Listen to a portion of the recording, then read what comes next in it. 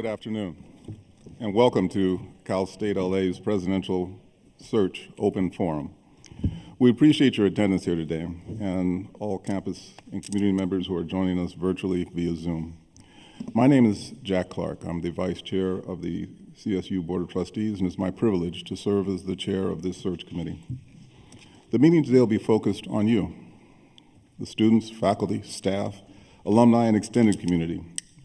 You are all represented on this committee, but you are also represented by those who will be speaking at today's open forum. In addition to hearing from our public speakers today, our committee members representing students, faculty, and staff also engage with their constituents and will bring that critically important feedback to our committee discussions throughout the search process. Any member of the campus community may also provide written input on the Cal State LA Presidential Search website. We're eager to hear from all of you throughout this initial stage of the search process and ultimately find the best and most successful next president of Cal State LA. Between now and into the spring semester, I and the search consultants will be working together to recruit and seek nominations and applications of highly qualified individuals. The full committee will review resumes and identify candidates to interview at the beginning of March, with final candidates meeting with the Board of Trustees later in the month at the March board meeting. At this time, I would like to have the members of the search committee and, the search committee and search team introduce themselves. If I could just start at the end of the first table, we'll come down, then we'll go up the second table. Is this on? Yes, it's on. Okay. Anthony Hernandez, faculty representative, Division of Applied and Advanced Studies in Education. Ty Jackson, Dean of the College of Business and Economics. Good afternoon. I'm Wenda Fong, and I am the chair of the Board of Trustees for the CSU. Good afternoon. Jolene Kester, serving as interim chancellor. Hi, everyone. Chris Bezdesny, associate professor of geography and academic senate chair. Good afternoon, everyone. My name is Curtis Gaines. I'm a student representative, third year at Cal State LA, and I'm the ASI Vice Chairman of Finance. Good afternoon. I'm Leanne Salerno, staff representative, working out of the registrar's office. Good afternoon. I'm Larry Adamson, a member of the Board of Trustees and a proud alumni of this institution. Good afternoon. I'm Soka Hewitt, Deputy Chief of Staff at the Chancellor's Office. Pleasure to be here. Good afternoon. Michelle Kiss, Associate Vice Chancellor and Chief of Staff to the CSU Board of Trustees. I'm Alberto Pimentel, Managing Partner of SP Executive Search, the firm that will be conducting the search, and also an alumnus of the school.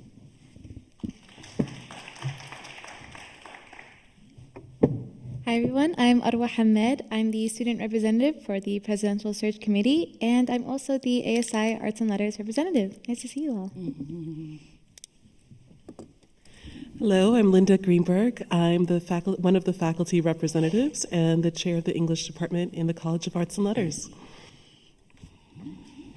Good afternoon, Victor Dominguez, here representing the community of Los Angeles. Hello, my name is Capri Maddox. I am a double alum, and I'm excited to be here with all of you all today. Thank you. Good afternoon, everybody. My name is Leora Friedman. I'm the Acting Vice Chancellor for Human Resources. And good afternoon. My name is Andrew Jones. I'm the Executive Vice Chancellor and General Counsel for the CSU. Thank you all. And also serving on the search committee are Trustee Jean Furstenberg, Ms. Bertha Aro, and Mr. Omil Nezat, and President Lynn Mahoney, who are unable to join us in person today. On behalf of the board, I want to thank you all for serving on this critically important committee. I would now like to ask Interim Chancellor Kester to speak about confidentiality in the search process. Thank you, Chair Clark. I'd like to explain why we conduct this search using a value and principle of confidentiality. Because of the unique nature of this position, both candidates and the trustees expect that we will conduct this search in a confidential manner. And we have asked all members of this search advisory committee to commit to participate with a commitment to confidentiality. We do this because in this search process we have the lives and the future of candidates in our hands. We owe the candidates the professional courtesy of confidentiality. Simply put, many of the very best candidates will not consider engaging in a search with a non-confidential process. We all agree on the Search Advisory Committee, and I suspect all of you in the room agree that we want to choose or have as in the outcome of this search process the very, very best person to serve as the next president of Cal State LA. And to do that, we need a deep, strong, and a diverse pool from which to select. Our ability to build that vibrant pool means that we want people currently at the top of their profession to be willing to consider this role, and that requires confidentiality. Simply put, many good people cannot disclose their interest in this search here because it will risk damage there, wherever they are right now. Sitting presidents, sitting provosts, sitting vice presidents, sitting deans are judged negatively by important key people in their worlds: bosses, boards, donors, faculty, students, community members, and their loyalty to their current institution is questioned if they express an interest in a different position. We're going to appoint one person to be the next president of Cal State LA. Morally, we don't want that process to damage the careers and personal worlds of others. I want to acknowledge that there are many points of view that are different than this with respect to how these search processes should be conducted. While we always strive to enhance our practices, for the CSU, we do have experience that suggests to us that this is the approach that we need to take for presidential searches in the current market and climate. I would also want to say to all of you that this is not a secret process, but we do conduct the searches in a confidential manner for many of the reasons that I have just articulated. This search is going to be inclusive, and the process is clearly outlined. The committee that you see before you is designed to be representative, and they will have a very inclusive process. They're going to know and review the credentials of every single individual who formally expresses interest in this position. We are very eager to hear from you today so that we can move to the next part of this important search. Chair Clark, I turn it back to you. Thank you, Madam Chancellor. The search committee will spend the next 2 hours or so hearing from anyone in the audience who would like to speak and give comment. Additionally, we'll also hear from those who are attending by Zoom. Speakers, please think about the challenges and opportunities facing Cal State LA in the coming years. What are the professional qualifications, experiences, and personal attributes that the next president should possess to successfully lead Cal State LA? We will begin with those speakers who, and present who wish to address the search committee. Please come up and line up at the microphones. For those registered participants providing comments via Zoom, those speakers will be called by name. What I'm anticipating is trying to take some comment from those of you in attendance, and then I'll ask that the Zoom participants give input, and we'll go back and forth in that way. If you're going by Zoom, when your name is announced, please unmute your audio. For all speakers, when it's your turn to speak, please state your name, your affiliation with Cal State LA, and begin your comments. We're here to listen intently and to hear from as many speakers as possible. in that regard. Each speaker will have up to 3 minutes.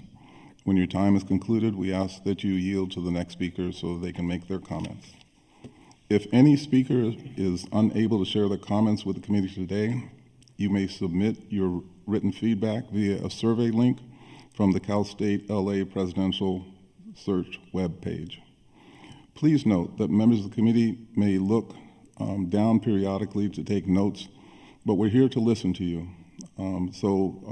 Please, we're going to make sure that we're fully engaged with you. Before we begin public comment, I would like to turn it back over to Interim Chancellor Kester for some brief comments before we begin.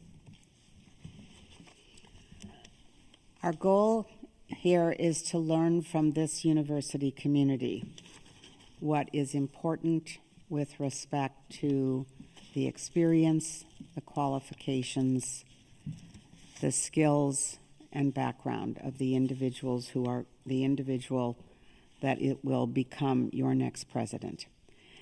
Your comments will shape the position description. Yeah, I can really talk.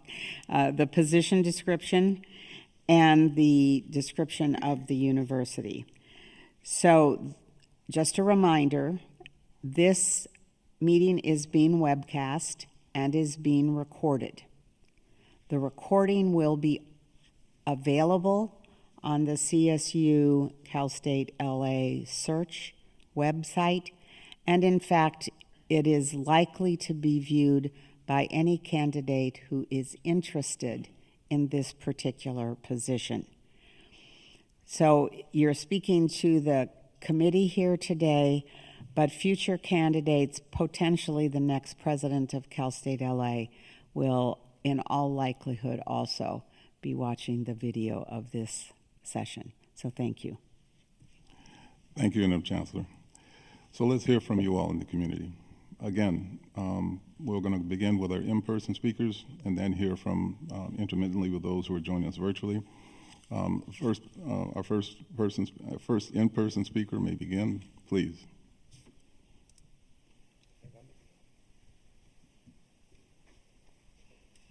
Would anyone like to step to the mic?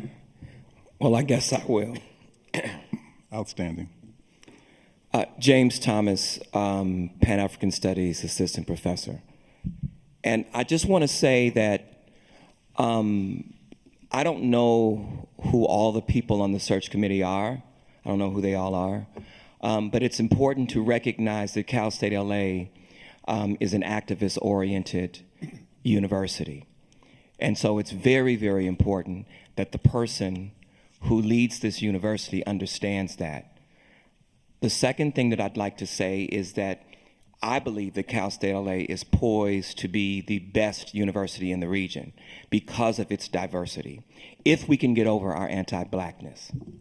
And I think it's important that I mention that directly because we just completed a study on the Black campus climate at Cal State LA, and what was determined is that there is hyper anti-Blackness that exists among all students, faculty, administrators, and staff here. And so I think that that's a very important component. The next thing that I'd like to mention is it is also good that we don't fall into our old habits, which is appointing the person who's hanging around the closest. I think it's very, very important that you all take a real good look at what you believe Cal State LA should be in the 21st century, and that you disregard some of what has happened in the past in terms of the ways in which there have seemed to have been deals cut behind closed doors among friends. And so I just want to make sure that it is very, very clear that as a professor here, as someone who wants this university not to just be a great university, but I want us to compete beyond what UCLA and USC has the capacity to do. And because of the people here, the wonderful professors that are here and the wonderful students that are here, I believe that that can very easily happen. But what I don't want to see is what has continued to happen since I have been here. And that is all of this success happens not because of what happens in administration, but in spite of what happens with students, faculty, and staff and administration. Thank you.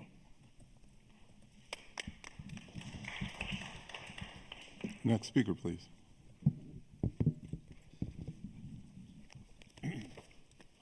Good afternoon. Thank you for hearing us out today as far as we shape the next presidential search. I'm looking for a leader who is a collaborative person with a broad set of experiences, somebody who understands they know what they know, but they really don't know everything. Because we are a center where let me finish my introduction. I'm Krishna Foster, Chair of Chemistry and Biochemistry, Director of the Minority Opportunities in Research Programs, which includes NIH funding for research training. So from this perspective, I understand that you don't know everything, right? That's the magic of being in a place of higher education. So finding a leader who's in a place where they can surround themselves with consultants, experts, in order to make decisions that really are informed in a way that they can help all of the different constituents. Specifically, I'm talking about the teacher scholar, supporting the teacher scholar, and the way that this is so important for inclusive education at our institution. The standard classroom, especially the lecture format, is so exclusionary, it's ridiculous, and our students deserve better. They deserve access to research, creative activities, and scholarship, and that is not always clearly and consistently supported at this institution. It is a dire need to make sure we develop the workforce with the skills and the talents. The talent is out there.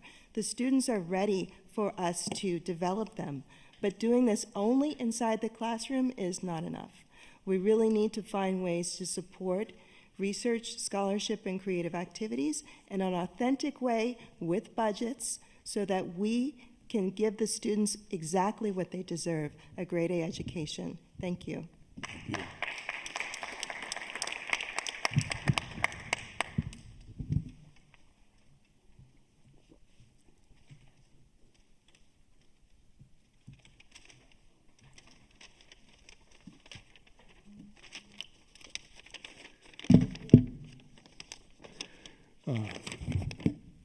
My name is Peter Breyer. I'm a professor emeritus of English. I been at this university. I came here in 1968. I retired at the dawn of this century, so I go way back. Under President Rosser, the campus grew impressively, from Luckman Hall, where we sit right now, to the new science complex, the forensic labs, and much more. Under President Covino, Cal State grew larger in the eyes of the general Los Angeles community. We became the state university of the city of Los Angeles. The next president must build on their accomplishments,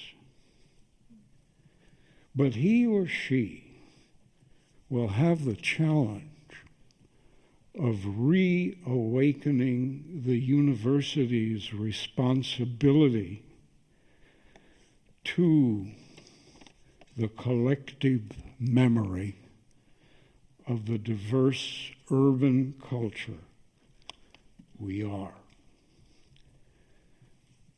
All our splendid particularities of ethnicity, race, and gender must answer the call of the university and universal truths the university serves.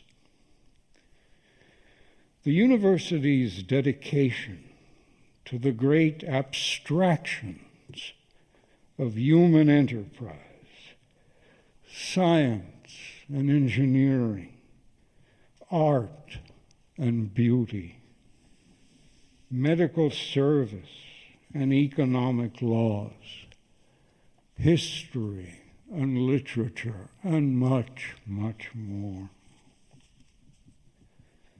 All these truths of our cultural inheritance provide a home where the differences, our beautiful differences, are sublimated. Our self-interest is transformed into a communal ideal. The university takes us beyond politics into the world of political science, beyond propaganda to philosophy, beyond conspiracy theories to logic and science, beyond ideology into the world of ideas. In a time of social and political division, Cal State LA needs a president who will be able to take the campus in a direction that will help the university set a standard for the society around us. Thank you. Thank you, Professor. And to the audience, I asked if people could stay to the 3 minutes, but as you can see, it's very important to us that we hear from you. So if you stray just a bit off the 3 minutes, I'm not going to cut you off. Please. Thank you for that. I'm going to read because I thought I was going to be limited to the 3 minutes and it's going to be too hard. First of all, good afternoon and welcome to the Cal State LA campus. I wish to begin by saying that the CSU system and its hierarchies of operation are structured to fail the CSU's most vulnerable students, our undocumented, immigrant, first generation, linguistic minority, and working class students of all backgrounds. It is structured so that those entrusted with the most power to ensure that the needs of students are met are most often amongst the most distanced from our most vulnerable students, both experientially and in terms of the day-to-day work within the system and its campuses. That the Trustees Committee for the selection of our next president is comprised, as it is, instead of primarily by faculty, staff, and students from our campus, along with representatives from the community of the service area, is a perfect example of this. Hence, there is a monumental responsibility that should be weighing on the Trustees Committee to effectively search for, vet, and ensure the appointment of a president that understands the unique needs of the particular demographic our campus serves, a demographic with a disproportionate number of the most vulnerable students in the CSU.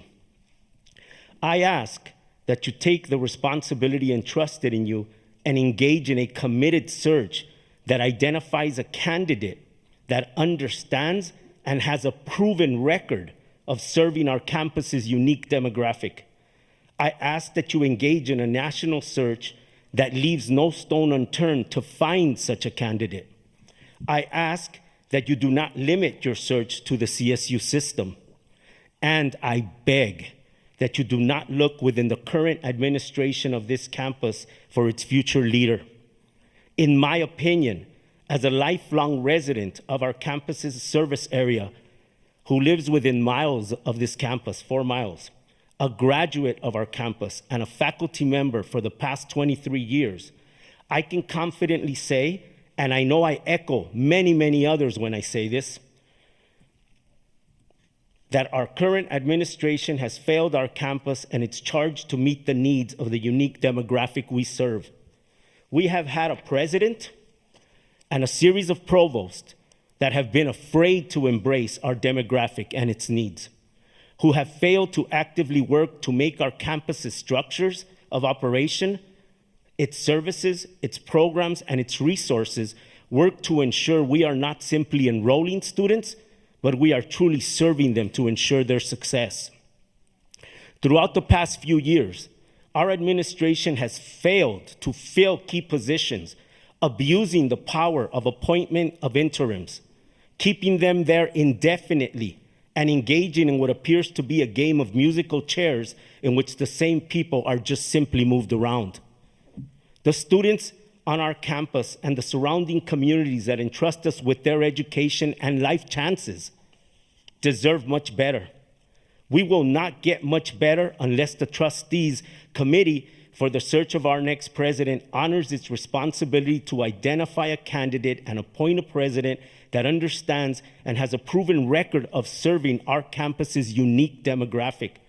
A president that understands and that success for the vast majority of the students on this campus is not simply about the status conferred by a degree, but about the life chances and opportunities that have been systematically denied to the communities that entrust us with their education. Thank you. Thank you.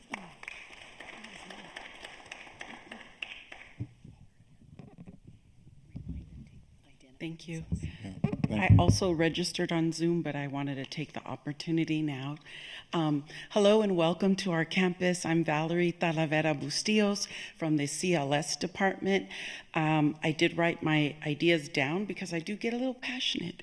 I love this campus. So I'm excited about the opportunity to speak with you.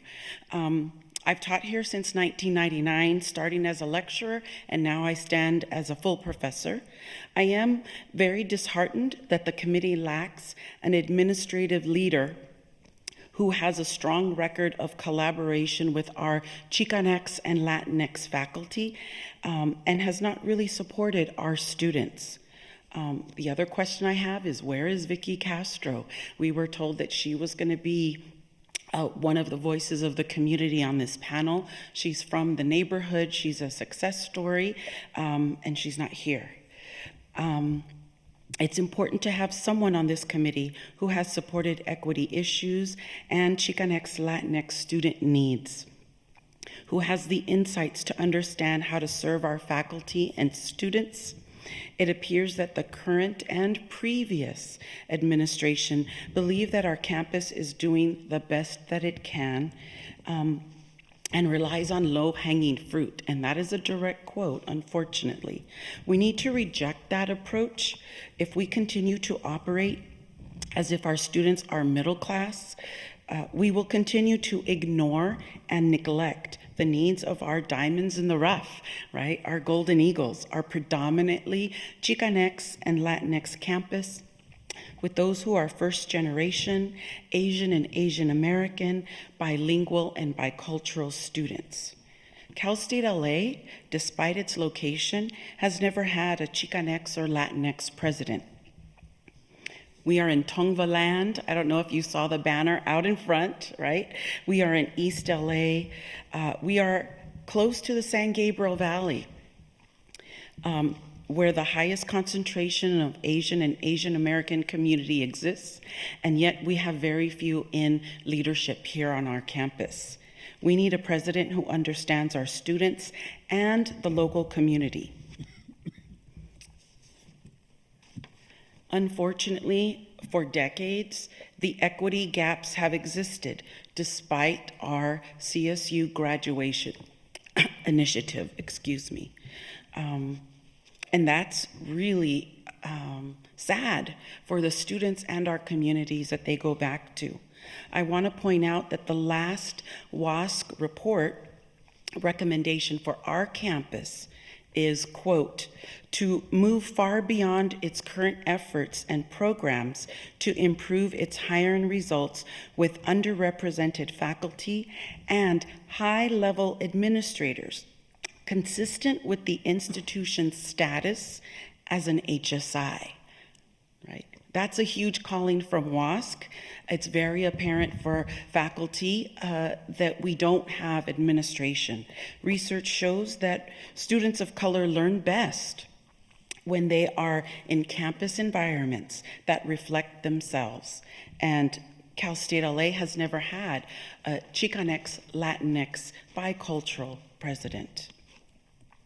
Our administrative leadership does not reflect the local community demographics.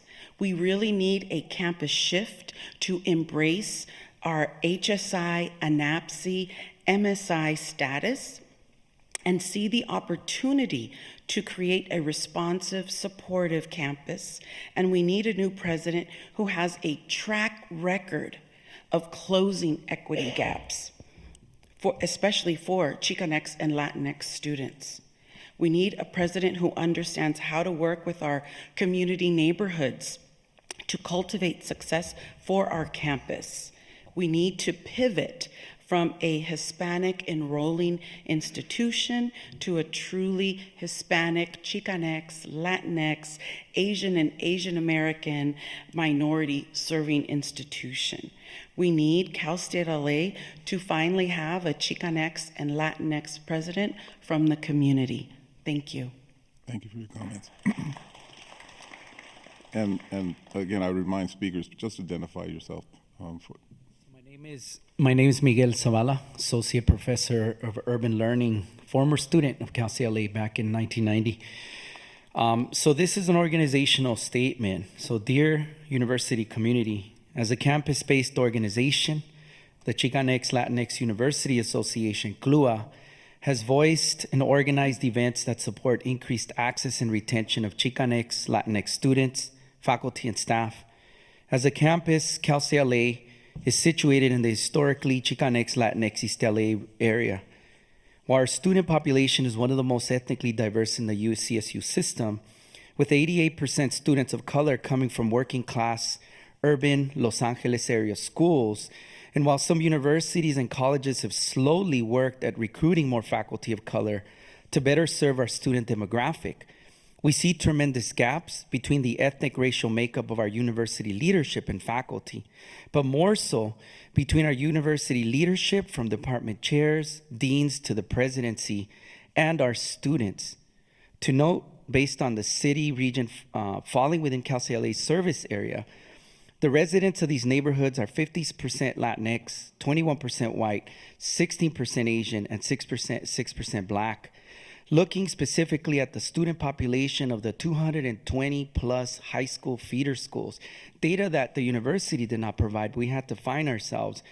The high schools that fall within Cal State's service area, the number 64% Latinx, 14% white, 15% Asian, and 7% Black tell a story of serious underrepresentation with respect to our administrative leadership.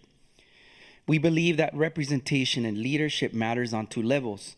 First, the ways a university campus can feel welcoming or not is contingent upon who they visibly see as our university leaders. Second, and perhaps most significant, are the ethical and social commitments our leadership brings to their work, and how these ethical and social commitments are grounded in principles of community building and service that respect the human dignity and learning of our Chicanx, Latinx, and other students of color at our campus. We implore and make the argument for recruiting and hiring a president who has a commitment to serving students very similar like our own, and preference is given to a candidate that also comes from a similar demographic and experience of someone committed to the mission of Hispanic serving institutions that not only recruits but serves to retain and empower students similar to our CSU student population. Finally, in our argument for leadership that is ethnically representative of our student body and that brings success and experience working in HSIs in graduating students, supporting faculty, and leadership that reflects a student body, we further argue that by finding a president that operates with the values of community and faculty and student responsiveness, all students, especially students of color at our campus, are better served. Thank you. Thank you. And I got to run to class. Okay.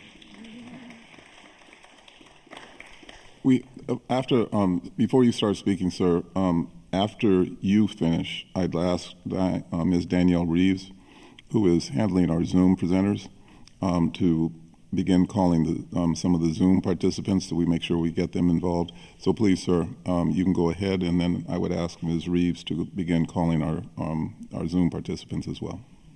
Thank you. My name is Afshin Mateen, and I have been a student at Cal State LA since 1977.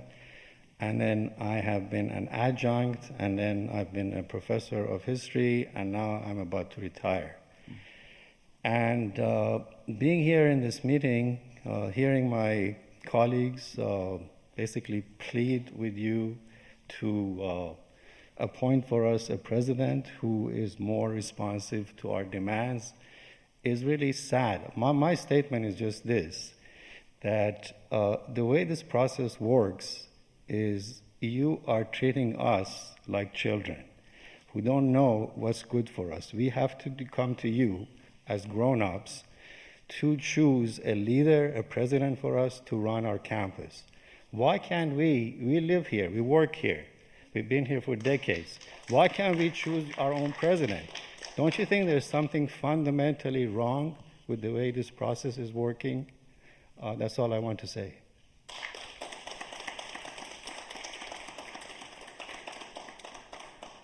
So noted. Ms. Reeves, if you begin calling our virtual participants as well. Thank you, Chair Clark. We have 5 virtual presenters at the time: Paula Van, Martha Contreras, Isabel Martinez, Christine Timon, and Itzel Flores Castillo Wang. I will each send you an unmute request when it is your turn to speak.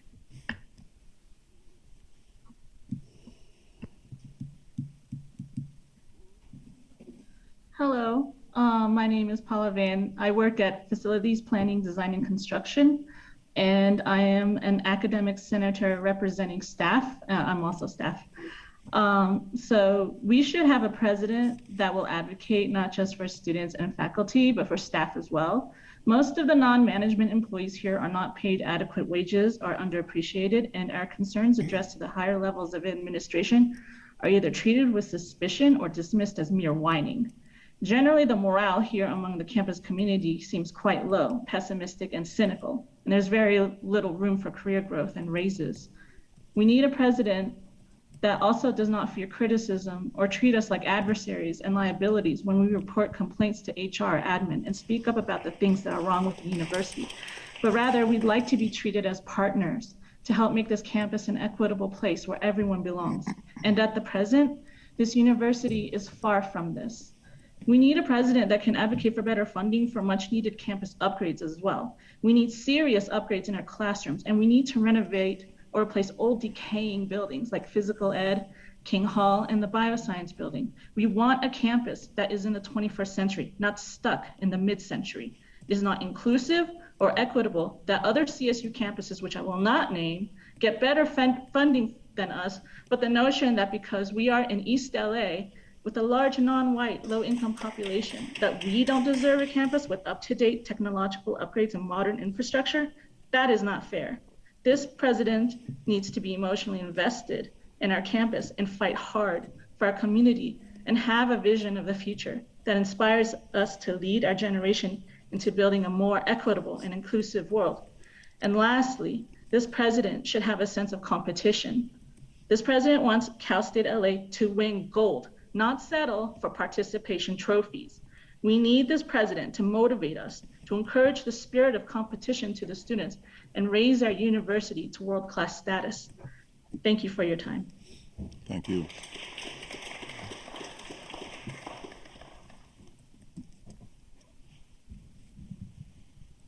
We're ready for our next virtual speaker.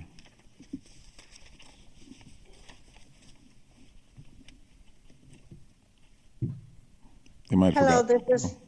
Please go ahead. Can I'm you, sorry. wait, can you hear me? Yes. This is Isabel Martinez. I'm a mother and also a part of this community, and I think that this president should be very transparent to the community. We just serve that. At times we're just shown the good, but not the bad, and we need to be shown everything.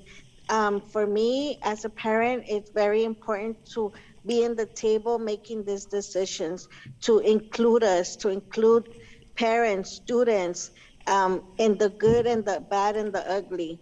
Thank you. Have a good day. Thank you.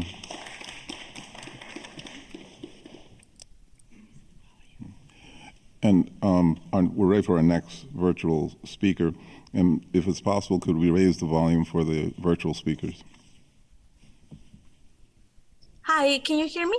Yes. Thank you. Hello, my name is Itzel Flores Castillo Wong. I am a resident of East LA, and I am also a community organizer with Promesa Boyle Heights, a collaborative of students, families, community members, and organizations whose mission is to have a healthy and thriving Boyle Heights. I am here today to share some thoughts by Promesa Boyle Heights Comité de Líderes, a committee of residents that represents and is connected to our collaboratives, core partner organizations, and schools. The following statements were shared with me on what they believe should be considered in the search of the next president of Cal State LA. A president who takes into account the social-emotional state of each student, their diverse experiences, and who understands why students might take longer than others to graduate due to having other responsibilities, such as working to support their family while working on their degree, not having access to resources like mental health, financial support, and more, and really ensuring taking all of this into account to create a successful and accessible student support plan. And more importantly, taking into account all the impacts that the COVID-19 pandemic has had on students, their families, and well-being. Someone who is aware and has connections or will work to build connections with community organizations to know of the resources available to students all across the community and who will ensure students are aware of these available resources. Someone who will be visible and make sure everyone knows who they are and who strives to create connections with everyone, be it a student, parent, employee, etc. Someone who will fulfill what they promise and that they create real and achievable goals. And lastly, someone who is a transparent and communicative person with the community. As a community organizer as well, I would like to ask that these meetings be available with interpretation.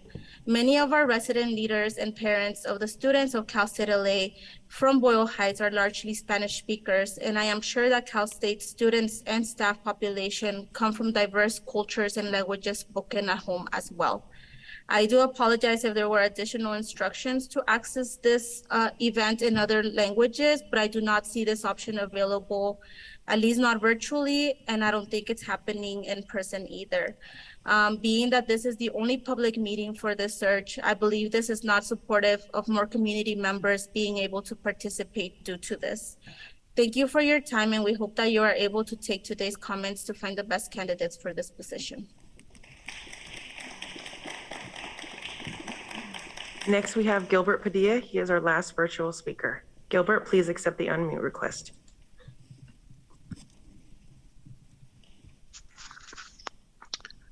Hello, everyone. My name is Gilberto Padilla, and I'm a senior at Cal State LA at this point. And the importance of finding a president that will cover everything that has said before me, it's one of the things that brings me to this panel. As a senior at Cal State LA, I had noticed that there's so many things to be done, and there's so many things to be rearranged as part of what the campus might look like in the future. Especially when we talk about inclusivity, you know, the questions that I have myself as a sociologist that is going to be in the future is why are we losing many other students, especially the Afro-American community, which this year was in the lowest numbers. And I believe, you know, we have to include everyone and be more perceptive of those communities. Another situation, you know, the early events in January, which do not represent a freedom of speech when you're supposed to, you know, brings many questions in regards to the reachability of somebody that is among us, taking care and leading us towards the future. If we are going to be quiet and secluded, you know, Cal State LA doesn't represent, you know, what we foresee as one of the supposedly greatest campus, in California. At this point, there are many questions that are raised in regards of what the state of Cal State LA is at this point. And I believe this is the time and the chance for us to change the future and start fresh and renew ourselves. Thank you. And our next in-person speaker, if you'll identify yourself. Sure. Good afternoon, everyone. Thank you to the search committee for hosting this forum, which I wish were one of many. My name is Allison Matthijs Wong. I'm an associate professor in the College of Education. My wife is a lecturer in biology. We have 2 children at the daycare center on campus, and we live in El Sereno. I consider myself incredibly fortunate to work here with the students and colleagues at Cal State LA. I bring these points up because I want our next president to commit to being a part of the community here and to learn from the histories, both positive and negative, of the part of LA where we are located. We may be the Cal State of LA, but we need to acknowledge the unique context of the East Side. Additionally, the next president needs to commit to being accessible to students. In a master's level course I have taught several times, students conduct an analysis of how power and resources are distributed on our campus. Without my direction, each group of students has discovered the org chart that lays out the hierarchy of our institution and start to ask questions. In 3 instances, students in my course have repeatedly requested no more than an email audience with our president to answer a short set of questions, and despite many attempts in following up, have never received a response.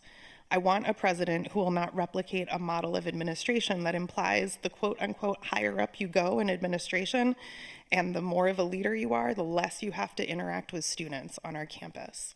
I also echo my colleagues' previous comments about the essential need to address anti-Blackness and the need for Chicanx Latinx representation when conducting this search. Thank you.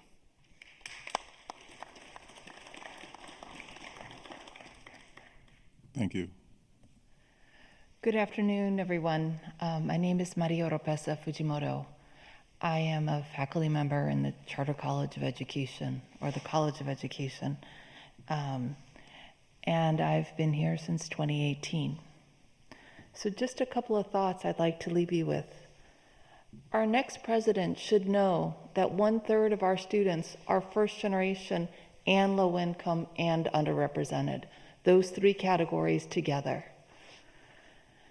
Our next president will likely know a lot of statistics and data from dashboards and other sources. For example, that our campus has the largest number of former foster youth and the highest percentage of undocumented students.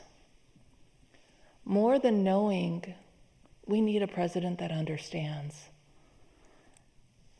We need a president that understands the resiliency, hard work, and resourcefulness of our students. And this understanding can't come through books. This understanding can't come through a dashboard.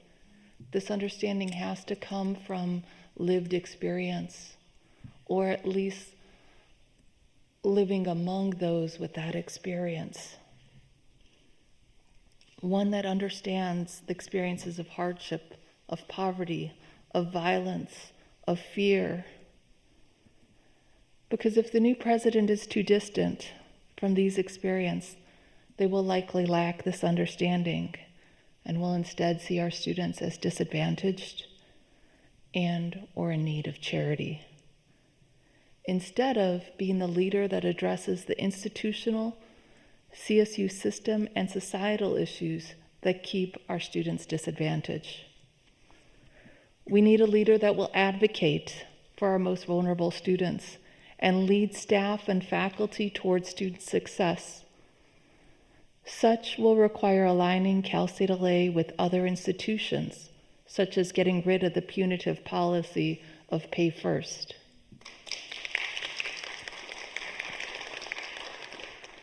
Acknowledging the humanity of our students with housing that meets their needs as students and parents, and joining the UCs to identify ways to employ undocumented students, recognizing that half of our undocumented students here do not qualify for DACA, and work brings dignity and skills. In addition to marking progress on graduation initiatives, our new president also needs new ways of talking about student success in a way that is more humanizing and acknowledges students' need for subsistence, engagement, understanding, creativity, and a sense of belonging. We need a leader that will advocate for equity-based funding. And in closing, our current president touts that Cal State LA has been ranked #1 for upward mobility for more years than I can remember. And it's true, our students come from the lowest quintile, and somehow they make it, sometimes in spite of us. Upward mobility, though, is typically measured in terms of individual success and economic mobility. Such characteristics leaves behind the working class struggles of first-generation students who are unnamed.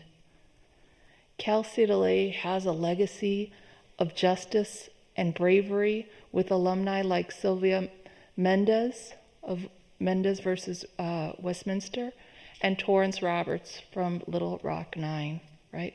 Both of whom integrate schools and are enumerated in legal battles for justice and education. These students worked full-time at night while they were students here. I've wondered, did they fall asleep during class? Did they miss class because they worked late all night and were too tired to come?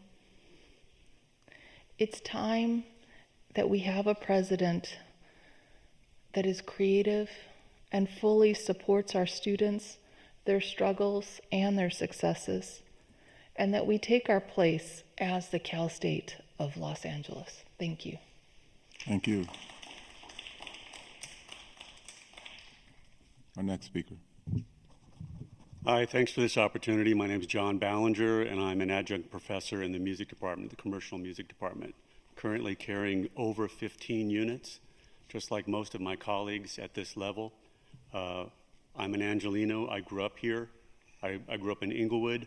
I'm the first person in my family to go to college. I attended my master's degree here. In 2016 and 2019, I began teaching. I'm really grateful to hear everything everybody's talked about today, so I don't need to amplify that because it's been said so well. What I will say is that since I began teaching in 2019, I think I added it up, I have taught almost 500 students, and I need to work 2 other jobs to generatively live in this city. We have tenured professors with 12 students who are making 6 figures. That's the way it is. I accept that. But let me just close with this. This is the best job in the world for somebody like me who loves to teach and bring what I know to whatever human being is standing or sitting in front of me. This is something that all of my colleagues at my level, and even many of those above me, love. We love to help our students. We live for it. There are a lot of other things I can do, but I love this job. And I have paid for things for my students. I bring in my own audio gear so that because there isn't any office space for me, despite how many units I have and how many students I have. And I will continue to do that no matter what happens, and you know it. You know that we love this job and we'll do the job no matter how hard it is. What I'm asking for you to consider is to show a little love to the people like me who are the backbone of instruction at this institution. Thank you. Thank you.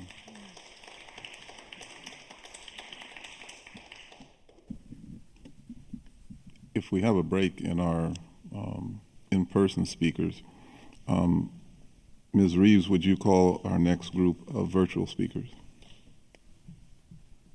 Yes, thank you, Chair Clark. We have Christina Timon, Christina, please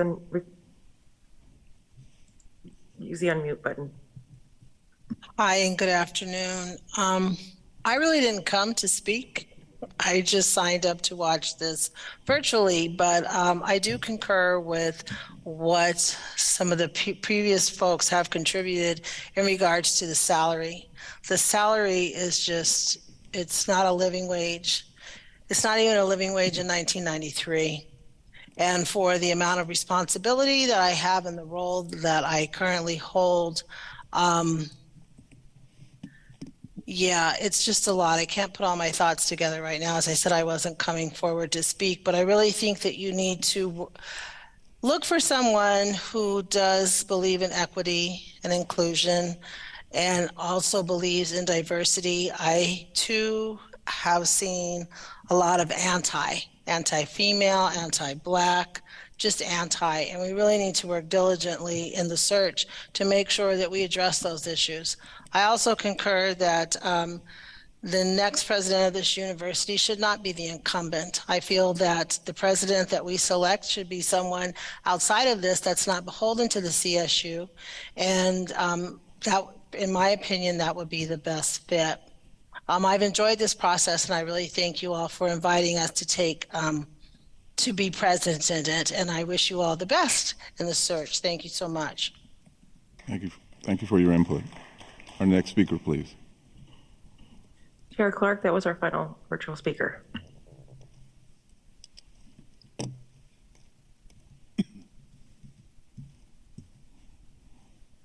Ms. Reach, could you call them again? Chair Clark, we don't have anybody else set up for a virtual at the time. They've all spoken and given their comment. Okay, thank you very much. Any in-person speakers, please?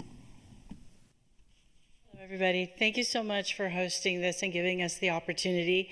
I don't have it prepared, so I'm speaking from my heart here. Could you just say who you are? Could you say who you are? Oh, I'm Dina Flores, and I'm the Associate Executive Director for Associated Students here on the campus. As I said, I'm speaking from my heart. Hearing all of what my previous speakers have said, I fully echo that. And with that, knowing that I've been involved with Cal State LA since 1980s. Okay, I did step away when I got a job and everything, but I've come back full circle, and I've seen a lot of the progress that has happened from back then to where we are now. One of the things is fully supporting that our next president fully supports the faculty to be able to give them the resources they need to teach our students. I fully ask that we look for someone that's going to support the staff here on campus, offering the competitive salaries that are needed so that they can do the job, so they don't have to work 2 and 3 jobs also. But more so also one that where we've spoken a lot about looking to our students. Cal State LA is so rich in diversity, okay? So can we work with the students, look for the students, but not just as the saying says, put your money where your mouth is, okay? Engage with the students, know what it's like, hear their stories. Much of what we have is, I mean, it's great. Can you walk out at lunchtime and see your campus community, make yourself more visible to the campus community, and hear really what your campus life has to say? So again, as I say, supporting the faculty, supporting the staff, as well as supporting the students. I don't ask this person to be our campus president is going to have a team supporting them. So select your team so that they could support. You don't have to go at it alone. You know, they have a group that can help. I know that there are plans for the upgrades of the buildings. Let's see that through. Let's see that come to fruition. How else can we support? We have changes, there's new generations of students, and everybody has to kind of pivot and know, what are we working with? Who are we looking at now? So again, just looking at all those together, and again, to echo what everybody has said, I think would bring a really well a knowledgeable president that can support Cal State LA and continue bringing it up to where it's supposed to be. Thank you. Thank you. Our next in-person speaker, if you could identify yourself. Kenneth Castillo. I work for ITS. I've been on this campus since 1995 as a student. I've been employed. There's people here in the panel that I see that have known me since, I was a student here. I'm also the chapter president for the California State University Employees Union. I'm here representing those workers. I'm here representing workers that have to have side hustles. They have to have second jobs, third jobs. I'm here representing workers that are homeless because we don't get paid an adequate wage. I'm here representing these workers that want a voice. And by listening to a lot of the comments that are being put out here today, a lot of the my brothers and sisters from CFA, it's pretty, hopefully you guys get the message. We don't want what we have right now. The administration we have right now, we don't want it. It's demoralizing for us employees. It's demoralizing for staff. It's demoralizing for faculty. If you see the student body, they're extremely, excuse my language, they're extremely pissed off at what is going on this campus. We are angry. We're not happy. We are angry of the way we've been treated. We are angry at the way we've been represented or lack of. Because as chapter president and our previous chapter presidents, I have never seen our current president say, you know what, guys, we want to sit down and talk to you guys. What's affecting staff? What's going on with staff? What's happening in your department? Let's listen to you. I have never heard that from our current president. I have never heard that from anybody in the administration. I wish we could sit down and have a great conversation and talk about things that happened, but that's never happened. And when our current president became president, I talked to him and he told us we were going to do that. It hasn't happened. And I'm not expecting it. So I'm hoping that you guys listen to us. Really do pay attention, because I also think it's a travesty that we're only having one of these meetings. We should have more than these, but since this is the only one, I hope your guys' ears are open and you guys select a person that is at least somewhat humble when it comes to this community and listens to us, somebody that has some empathy toward what professors, students, and staff is going through on this campus. Like I said, I've been here since 1995. I've been staff since 2000. I've never seen a raise. The only way I get a raise here is from the GSI we get when we negotiate a union contract. That's why we need step raises as staff. We've been fighting for this for decades, for at least 2 decades now, and we have not seen that. So hopefully, again, I'm going to say this one last time, hopefully your guys' ears are open and you realize that what the students, faculty, and staff are saying, it's real. And we need somebody that really represents us, represents this community, represents staff, listens to students, and listens to faculty. Thank you. Thank you. Would anybody else like to speak?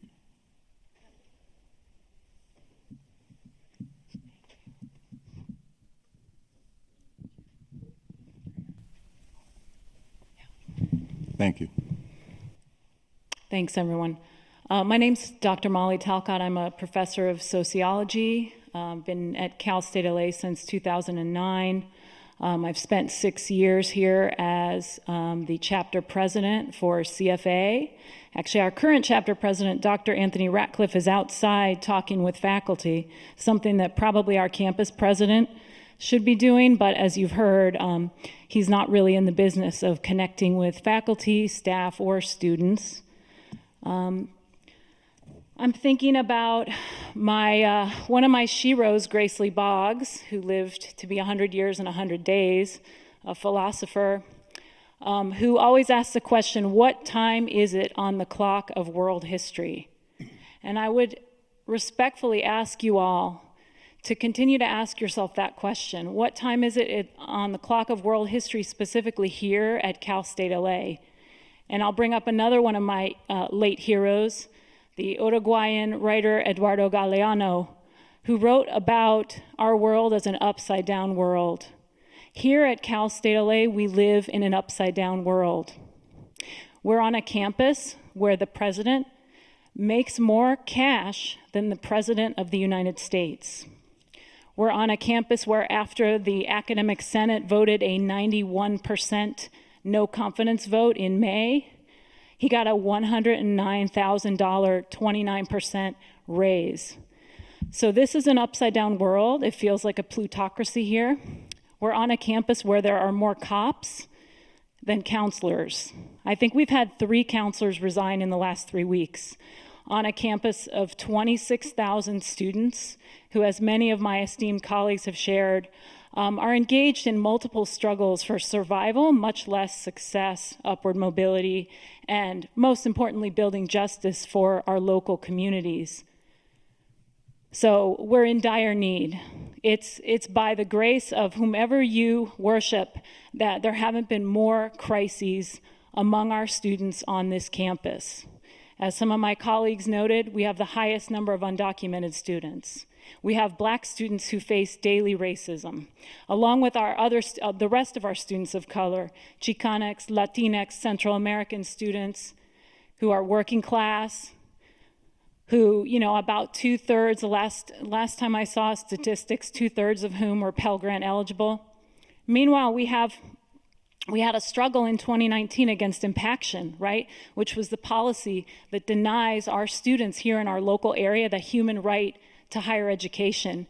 In response to the 5 Black women students, some of the real leaders on this campus who courageously tried to visit the president's office, we have a president who built himself a locked penthouse with a sauna and a heated toilet to keep the riffraff out, meaning our students, the staff, the faculty who struggle to make this People's University a better place.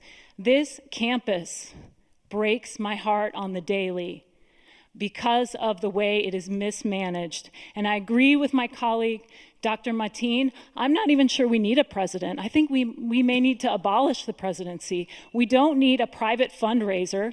We need a courageous leader who's not interested in making $500,000 a year.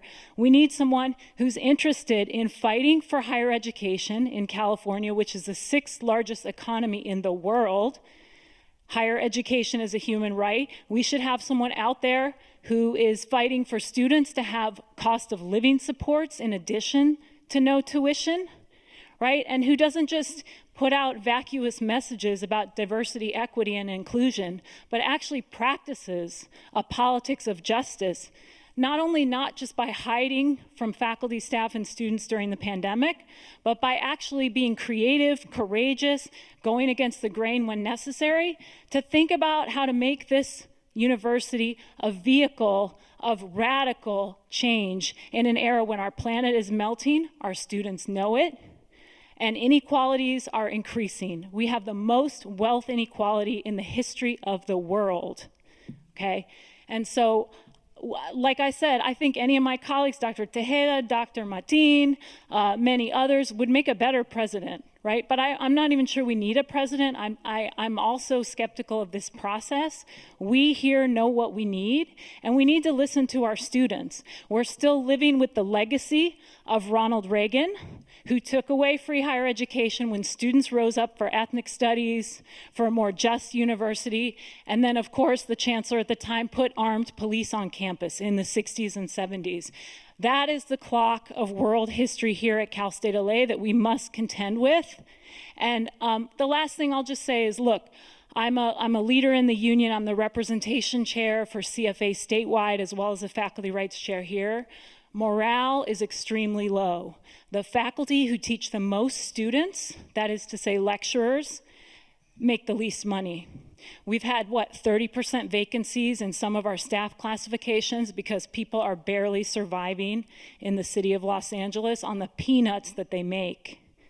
And faculty morale, staff morale, trust between administrators, faculty, and staff is at an all-time low. My partner happens to be a professor at Cal State Fullerton. Plenty of problems on that campus that I hear about, but she's continually astounded by the challenges we face here at Cal State LA. And I want to say, finally, that the dysfunction we have here is an expression of institutional racism and classism. It's directly the fact that we have a 4-4 teaching load on the tenure line, where Cal State San Marcos has a 3-3 in research support every term. Dr. Foster alluded to the teacher-scholar model, is a function of institutional racism. It deprives and classism. It deprives our students who need the most attention, who need the most support from us. And many of us do work 60, 70 hours a week going the extra mile. That's something administrators exploit on this campus, our love and care for students. We need extra support. So we know that we are in the lower tier of the CSU in terms of the way the state funds us and the way the Board of Trustees enables that as well. So we need to turn this upside down world that is Cal State LA around. And as a leader in the union, and you heard from another amazing leader, president of CSUEU, but as a leader in CFA, I will just say, if we have another process where we have 10 years of a president who collects a really fat check, who does some public-private partnerships, and who touts a lot of statistics about upward mobility in the CSU, but hides when the going gets tough, like during the pandemic, we will not have peace at this university. We will not have an improvement in morale. We will not have the progress that we need so that we can be the best for our students. So I want you to think about Grace Lee Boggs and Eduardo Galeano whenever you're engaging in this process of trying to find a new president. And again, if this doesn't work out, maybe we need to start a movement to abolish the presidency altogether and run it as a collective of faculty and staff. Thank you. Thank you.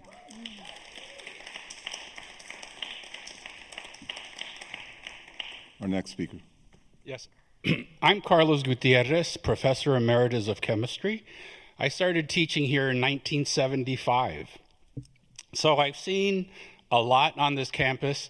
And let me tell you that Cal State LA is an exceptionally important institution. That has not always been recognized by the leaders that you hire for us. It already is an exceptionally important institution.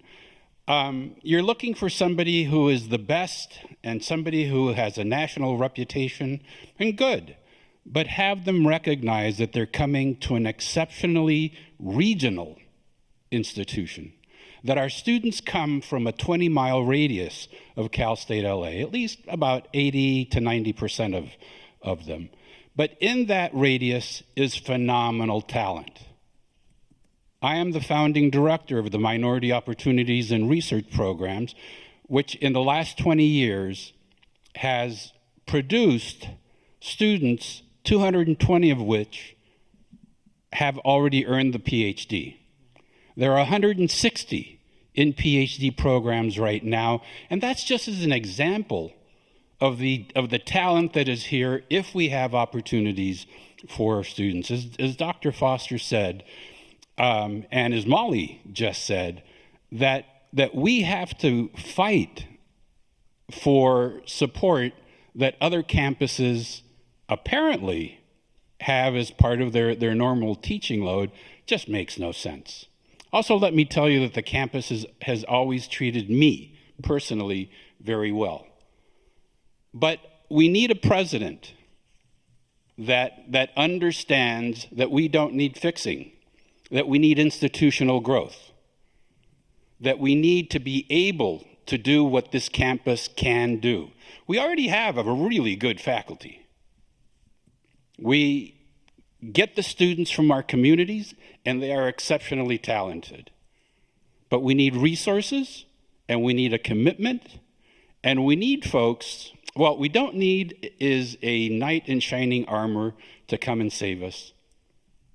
They come with their own agenda, and that agenda frequently is looking towards their next stop on their administrative trajectory to wherever. I suppose that's not nearly as true with presidents, since this is generally a capstone experience for them. But we need folks who want to grow Cal State LA, who for them, this is the best institution at Cal State LA. I also need to harangue you a little bit, because Our presidents view you as their employers.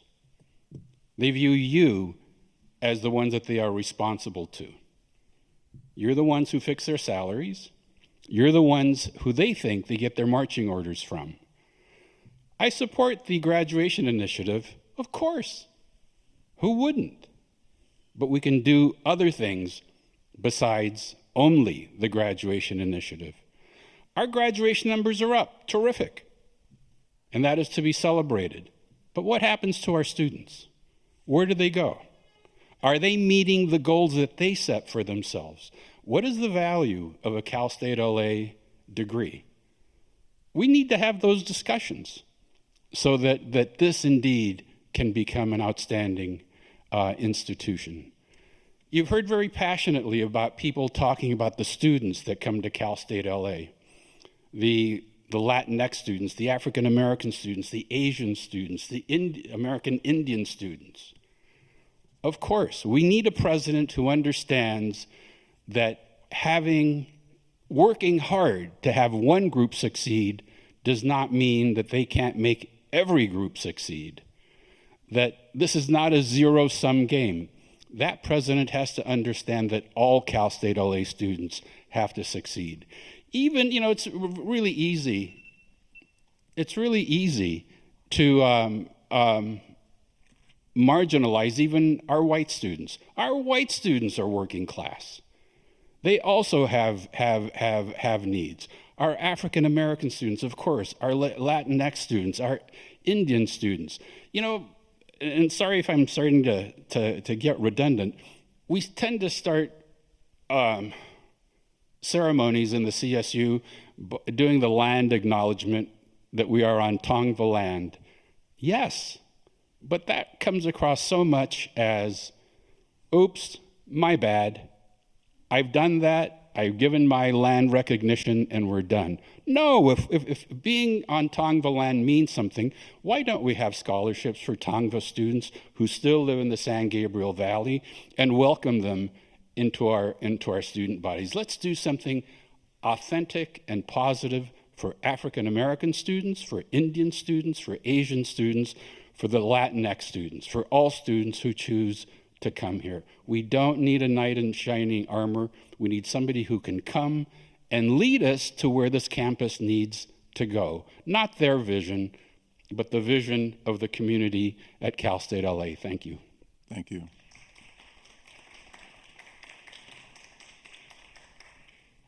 Good afternoon. Thank you for having us. My name is Kelsey Brown. I'm a staff member of Unit 9 here at Cal State LA, as well as an executive board member of our staff union, CSUEU. I'm a proud alum of 2 CSU campuses, an LA native. I'm grateful to be serving as a professional staff here at the local community at Cal State LA. That being said, staff at Cal State LA have been disenfranchised my entire tenure here at Cal State LA. At our foundation, we are set up to fail professionally and continue to be unsupported in our departments, positions, and our career paths. As staff, we are not guaranteed raises for the cost of living or merit. We have to apply for them through a process called in-range progression. In doing these requests for myself and for my colleagues at this campus, the data shows that we are routinely paid between 8 and 15% less than the same classifications across the CSUs at the rest of the state.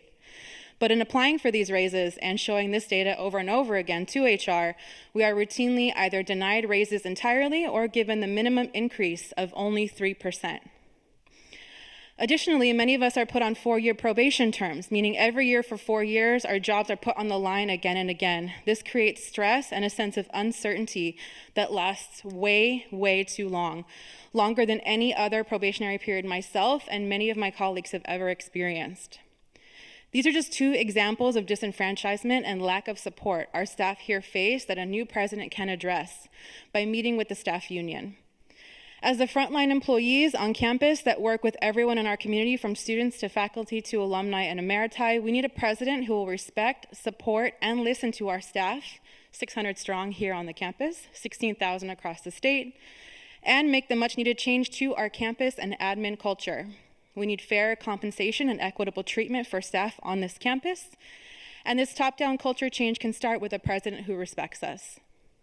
I love my job here. I love coming here every day. Every staff member I interact with loves their job here. I know I'm not alone in being grateful to have a job in general, but also this job to work with this community and to support our campus and our neighborhood here in East LA. But the culture change we need has to start from the top. That's what a new president can do. And I look forward to you keeping our staff's unique challenges in mind as you begin your search for new leadership here on campus. Thank you. Thank you, Mr. Chair. Good afternoon, folks. My name is A.D. Williams, and I'm in the College of Education. Thank you for your time. I believe this university is at a crossroads. We are a fractured campus due to the university's desire to rely on antiquated and oppressive systems of action and belief, including viewing the students, staff, faculty, and the very community as deficient rather than seeing the population as filled with assets that can and should be built upon. Dr. Foster earlier referenced the need to completely revise the teacher-centered practices that govern our campus. And this campus will only survive if it evolves into a campus that centers the students and the community. Centering the community includes rethinking policies, practices, beliefs, and values that are aligned with the community. We need a leader who's ready to come in prepared not only to rethink how Cal State LA's view of what is possible, but also to rethink the CSU's model for education. Cal State LA is a unique campus that requires a leader with a unique approach to reconceptualize the very definition of leadership. This is a campus that can be the light that defines universities in a post-pandemic world, but only if we bring in a leader who understands that Cal State LA can only heal and become stronger if the community itself is trusted and power is relinquished, as Dr. Talcott said, and turned over to the very people who know best. Thank you very much. Thank you. Sir, before you begin, if I might ask, about how many, by raise of hands, how many more people would like to address the committee? Okay, that's fine. I just want to make sure we have enough time. We're going to try and stay to our 2:30 time frame, and so we're doing fine. So please go ahead, sir. Sorry to interrupt you. Thank you. I came to observe, but I'm compelled to speak. My name is Stuart Lozano. I am a graduate of the school, in the School of Nursing. This is where I came to get my professional education. And listening to these comments, I'm very inspired. I'm an alumni. I live in the community. I spent my professional career working in every facet of healthcare. And I eventually have become a nurse educator. And I love Cal State LA. I've attended other schools in my professional preparation, but Cal State is where I got my base. This was my booster that sent me to greater heights. I am the person in this ranking of the #1 upward mobility. I'm that person. I've been very successful, and I owe it to Cal State LA. As to the next president, I'd like you to think of two things: symbolism and role modeling. The president of this university needs to be a symbol to the community at large where I live. I live in Highland Park. I live in the area. I've traveled and worked in other places in this country, but I'm back here in this town. The community needs to see a symbol that represents them. So the community at large here, I've heard feeder schools and 20-mile radius. You need to see that community and have that community see this university that represents them. The leadership needs to be that symbol where people can say, that's where I want my kids to go to, or that's where I want to go to school at night, like I did. I was a working professional. Second, I want you to think about role modeling. Students need to see a role model that looks like them. When I was here, I never saw the president. He never put a table out here and asked what students wanted. From what I understand, this president doesn't either. But role model is very important. I cannot tell you how many times as a nurse instructor or teaching physicians or nurses, they look at me and wonder, you're kind of a rare bird. You're a male in a profession that's mainly women. You're a Latino. Nursing assistants, other non-professional healthcare workers looked at me like I was different. I said, I'm not different than you are. I came from the same immigrant background that you did. You can do it. And then they wanted to know, how did you get there? Well, I got there through education at a great place like Cal State LA. So role modeling, it's important that they see a president that looks like them, that speaks their language, that wants to help them, that goes into the community and can communicate with the mothers of these kids, the fathers of these kids, the family at large. I have a message for you, the chair of that committee, who's going to see things. Those of you in that committee, don't finesse this search for a president. Yes, you. Don't finesse it. Don't listen to this chancellor who says you have to have the most educated with 10 degrees next to their name, or the most prominent, or the most politically active, connected person. No, you need to find the person who meets the needs of what all these professors said and the needs of this community. And that's not difficult. There is some people who will meet that need. So don't get carried away with looking for a star that's never going to get here or has their own, as someone said, agenda. Look at the students who are here and look at the community. And it is, for me, very clear, and I'm going to be non-political, we need a Latino president who preferably is a woman. We need the first Latina woman president here who will make history and show the community that we have a right. That's all I have to say. I love it, Cal State LA, Golden Eagles. Thank you for your comments. Ma'am. Hi, I'm Robin Dodds. I'm an assistant professor of special education in the College of Education. I first want to acknowledge that it brings me a lot of fear to speak out as an untenured professor, and I think that some of the opening remarks alluded to that we should be fearful for speaking out because people will be watching these videos, but I'm a resilient person and I've always pushed through fear. I started my career as an early childhood special educator for Los Angeles Unified School District and taught many children with disabilities and worked with their families from this very neighborhood. I came to Cal State LA in 2018, and my journey to get my teaching credential was me teaching all day and then driving to Dominguez Hills to work on my credential program every night. And I did that through 2 babies and buying a house and all of that. And it was exhausting and challenging for me to balance all of those things. And I have that memory that I bring to my classrooms when I work with my students who teach all day and drive to our campus and try to stay awake for classes that go until 10 p.m.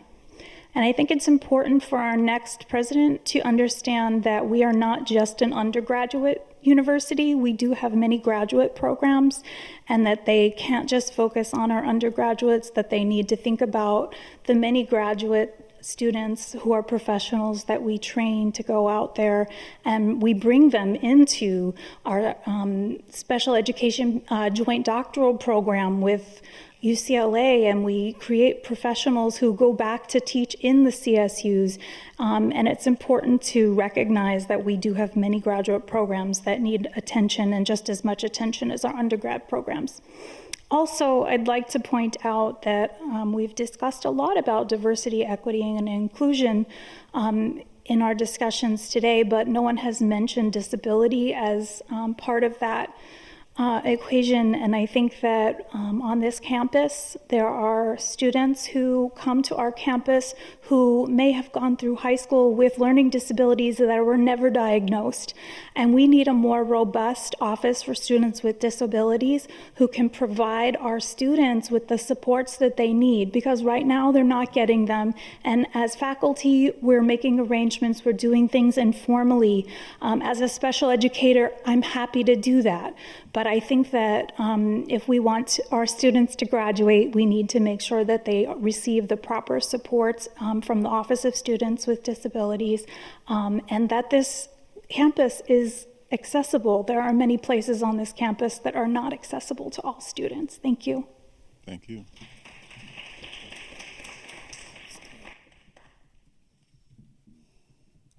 I don't know if this is luck or it just happened this way, but my name is Jose Minero, and I work for the Office of Students with Disabilities. I am the Assistive Technology and Alternative Media Coordinator, and I am a person who has a learning disability, who came to this campus undiagnosed, the person you referred to. I have a master's in computer science from Cal State LA. I also failed a master's program in education, and I see somebody on the panel there who worked with me. And that's what makes Cal State LA my home, that I had professors that I felt were like my family. This professor gave me an F, he failed me, but he accepted me in his course in a semester that followed, and I believe I got a good grade in that class. And I didn't feel any animosity from that professor. And I didn't know I had a disability, and that's why I probably failed that course, because I didn't have the accommodations I needed. But I persevered. I persevered by passing that class, but I didn't pass the program. And I don't feel like I'm somebody who is a failure, because I am also a Cal State LA graduate, and I have a master's in computer science, and I have a bachelor's in electrical engineering. And Cal State LA is my home. And Cal State LA is also the home to my family. I have an OSD family, and I had an EOP family for 10 years working here as a student assistant. And it sucks that when you go home, you feel challenges. It sucks that when I come home, sometimes there's doors that are closed for me. Sometimes the door feels like it's being closed on purpose. Now I have a little piece of paper that says I have a disability. Maybe they won't close the door on me as much. I don't know. But what I would like to see in a president is somebody that I feel is a family member. Somebody that will actually listen to me and do something about it. Because the current president didn't feel that way. And very little of the admin feels that way. And I think a lot of people have said, that things just don't feel right here, right? In very different ways, things just don't feel right. Something is wrong. So if we're going to choose a leader, we need a leader that can first identify that things ain't going right, and that can hopefully bring and foster and help us, right, change. Because like other people have said, this university doesn't belong to you guys. It doesn't belong to the people who work here. It belongs to all of us. This is the people's university. Our leader, if that's the person we're going to label, because I also agree we may not need a president, but if we do have one, he should be the top of that family pyramid and treat us like siblings, not shut the door when we come knocking with a complaint. I love working here, and I love that I got an experience to be a student here. But I also have a lot of war stories, a lot of stories of being mistreated, both as a student and as a staff, because I can echo all of the bad things that have been said here. And I don't know if the new president that we choose can fix all those things. But what I do know, at least from my experience here, is the people that I learn from the most are the people who have experienced it. Because I believe that's how we learn, by experiencing things. And some of the professors on this campus know that, and some of them don't. I hope that the president that we find or select will be able to listen, will be able to bring change, and will be able to bring that change by doing stuff. There's plenty of things that have been said here what they could do. One of the things that I'm hearing is just being accessible, right? Having a president that's willing to come down and eat with us. Having a president that's willing to have assemblies for people to come and talk about things that need to be changed, right? Somebody who's willing to listen, but not just listen for listening's sake. Listen so that they can make change. And the reason why I came up here was because I wasn't hearing people talk about students with disability or people with disability. This room is not accessible to me. I would like to have captions in the room. There's a sign language interpreter, but there are no captions in the room. I use captions. I have a learning disability. This is something that the campus should know. For all events, captions should be available in person and online. Our president should already know this. Thank you. Thank you. Sir, before you start, if I might, does anybody else want to speak to the committee this afternoon? Well, sir, looks like you have the last word. And we have 20 minutes, but you don't have to use all of it. Hello, my name is Manuel Cortez Flores. I am in my second year here at Cal State LA, currently an undergrad. My major is psychology. And I do not represent any student body. I came here on my own terms. And after hearing all the comments and everything that people have said, it truly does break my heart. When I applied to Cal State LA for all the way back in high school, I knew that this campus has potential. And I know that this campus has charm and has the potential to push students further on to their success beyond graduation here. One of the things I really want to make clear is that we do not need a president who locks himself in the office. We need a president who is able to come down, humble himself or herself with the students, hear out students, takes into account all the needs of both faculty and students, needs to make the campus more accessible, needs to have the interest in the students. For example, Cal State LA should not be deprived of success or resources. We have the capacity, students have the capacity, we have the potential for success. Another thing that I want to point out is where exactly does the money go? Why is King Hall falling apart? Why is the biological science building falling apart? Why do we risk breathing in asbestos every time we walk into King Hall? Why was the elevator, 2 elevators in King Hall, down when students with wheelchairs needed it the most? Why are professors being underpaid? Where exactly is the money going? And lastly, since I am not representing any student body and I came here on my own terms, I really want to say that I hope that the next president who is appointed or elected, I really hope that that president can truly have the interest in students and staff and can truly bring out the true potential that Cal State LA has. We are not a campus that serves to disadvantaged students. Instead, we should rather steer this campus to help students endeavor further into their success.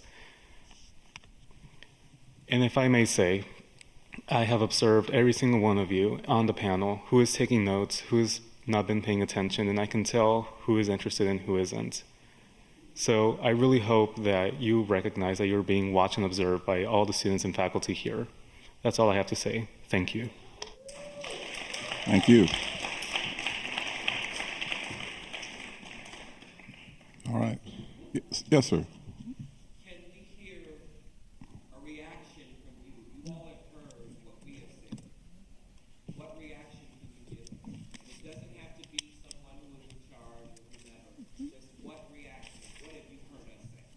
So I appreciate that question. Let me, again, my name is Jack Clark. I'm the chair of the selection committee.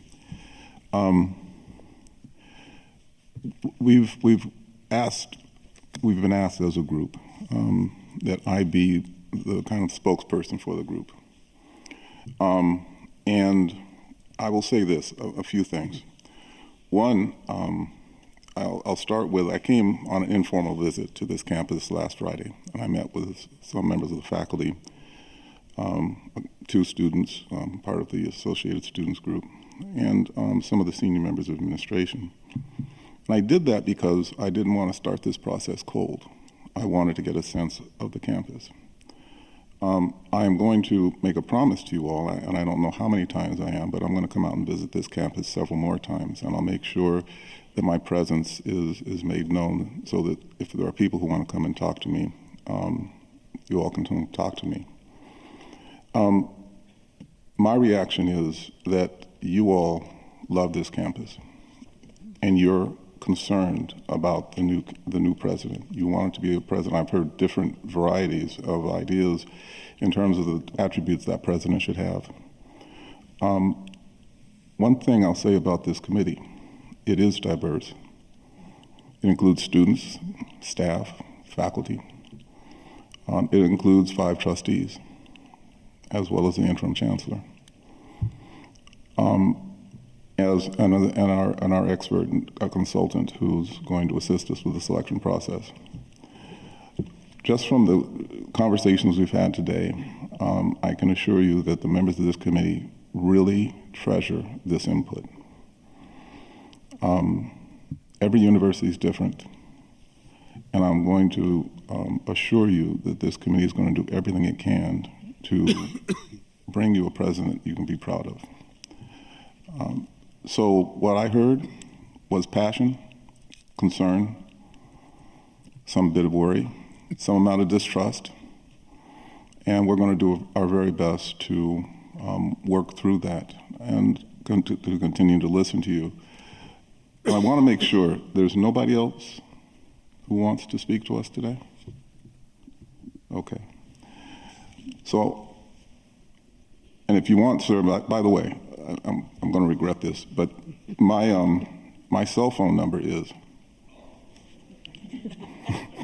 it's out in the world. I mean, I might as well do it here. 951-662-8344.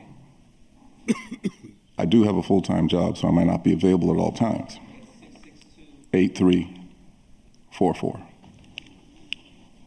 I do have a full-time job. I won't be available at all times, but if you call me, I'll try. Yeah. You know what? I think that's you. And yeah, man, thank God I gave you the right number.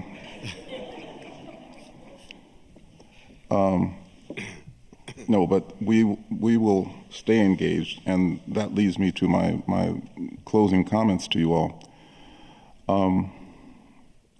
It's critical that everybody lends their voice to this process, and so I'm going to give you some means by which you can stay involved. You can provide written comments via the survey on the Cal State LA Presidential Search website. You can access this site by going to the campus homepage at calstatela.edu. Any comments that are provided will be aggregated and reviewed by the search committee.